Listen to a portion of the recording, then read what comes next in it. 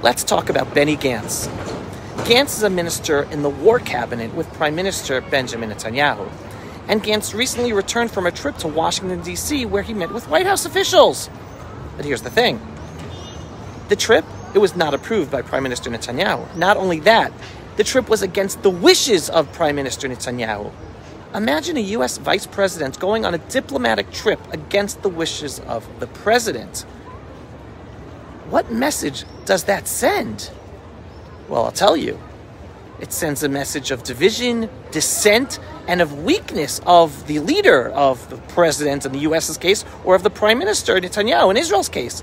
That is exactly the message that Gantz's visit sent the world, especially to Israel's enemies, that Israel is weak, that Netanyahu is weak.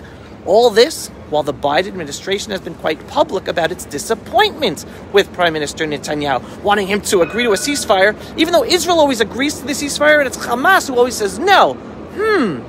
So if you ask me, Gantz went to Washington on this trip to get marching orders from the White House, because the White House is very interested in toppling Netanyahu's government and replacing him with Gantz.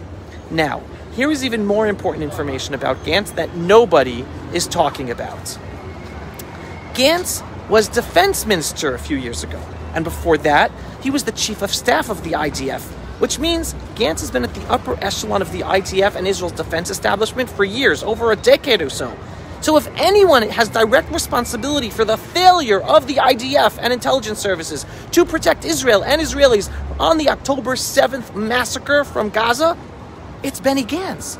Not only should he never become prime minister, he should be distanced from all politics and security issues in Israel forever, together with the whole upper echelon of the IDF and intelligence services, who literally withheld information and intelligence warnings from Netanyahu and the government in order to prepare them for the October 7th massacre. They totally failed the Israeli people. But don't worry, the Jewish people are strong, stronger than we have been in decades. Understanding today, post-October 7th, that we can no longer trust our human military leaders and intelligence leaders. Rather, we have to place our trust in our one true leader, God above. We, the Jewish people in Israel, are winning this war today, and we will win, thanks to our soldiers and officers on the ground, and together with God above. Despite the failures of our military and intelligence leaders, like Benny Gantz.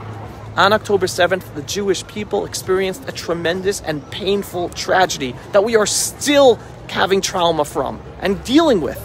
But we are the Jewish people. We have overcome 2,000 years of exile and persecution. Today, we will overcome today's horrific situation as well. Remember, everyone, Am Yisrael Chai. Pulse of Israel, frontline videos from the Holy Land. Support our work by donating today.